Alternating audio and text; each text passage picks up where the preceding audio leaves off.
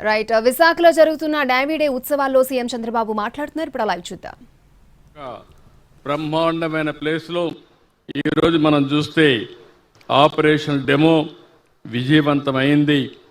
ఇది చేసినప్పుడు మనం చూస్తే ఓసారి అనిపిస్తుంది ఎంత క్రమశిక్షణ, ఎంత కఠోర శ్రమ ఉంటే తప్ప ఇది సాధ్యం కాదు.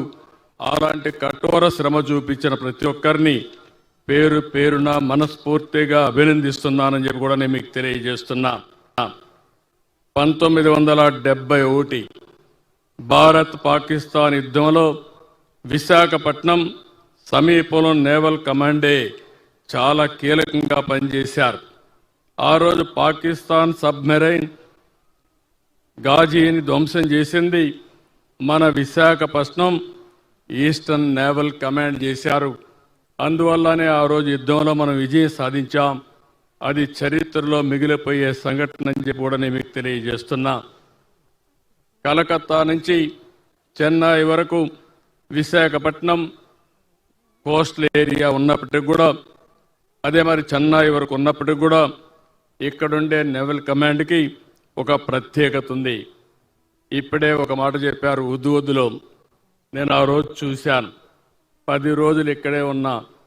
10 రోజుల్లో నేవీ చూపించిన చొరవ నా జీవితంలో ఎప్పుడూ మర్చిపోలేను.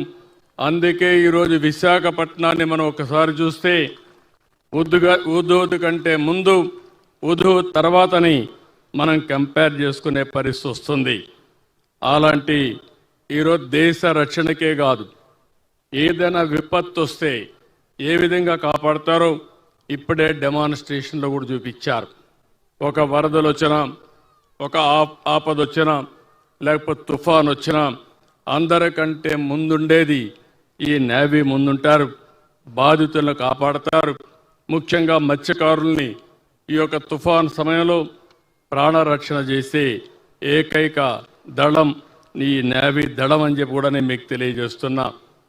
ఈరోజు మనందరం ఒక్కసారి ఆలోచిస్తే దేశంలో దేశ రక్షణ ఎంత ముఖ్యమో ఆర్థికంగా మనం ముందుకు పోవడం కూడా అంతే ముఖ్యం. అలాంటి ఆర్థికంగా ముందుకు పోవడం కోసం నేవీ పెద్ద ఎత్తున పనిచేస్తున్నారు. ఈరోజు మనం అందరం కూడా ఈరోజు ఈస్టర్న్ కోస్ట్లో చూస్తే అనేక పోర్ట్లు ఉన్నాయి, ఎక్స్పోర్ట్స్ ఉంటాయి, ఎకనామిక్ యాక్టివిటీ ఉంటుంది. దీన్ని పరిరక్షించే బాధ్యత వీళ్ళు తీసుకోవడం చాలా సంతోషం అని చెప్పి కూడా నేను మీకు తెలియజేస్తున్నా.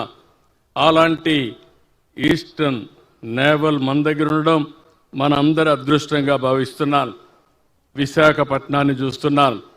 నేను ఎన్నిసార్లు విశాఖపట్నానికి వచ్చినప్పుడంతా మీ అభిమానం చూస్తున్నా. మీరు చూపించే అభిమానం నా జీవితంలో ఎప్పుడూ మరిచిపోలేనని చెప్పి మరొక్కసారి విశాఖపట్నం ప్రజలందరూ కూడా విజ్ఞప్తి చేస్తున్నారు. విశాఖ అంటేనే ఒక ప్రశాంతత, విశాఖ ప్రజలంటేనే ఒక మంచితనం, నీతి, నిజాయితీ, క్రమశిక్షణ మారుపేరు విశాఖపట్నం అని చెప్పి కూడా నేను మీకు తెలియజేస్తున్నా. ముంబై దేశానికి ఏ విధంగా అయితే ఆర్థిక రాజధానం, మన విశాఖపట్నం ఆంధ్రప్రదేశ్ రాష్ట్రానికి ఆర్థిక రాజధాని. రాబోయే రోజుల్లో విశాఖపట్నం ఒక మేటైన నగరంగా తయారవుతుంది. దాంట్లో ఎవ్వరికీ అనుమానం అవసరం లేదని చెప్పి కూడా నేను మీకు తెలియజేస్తున్నా.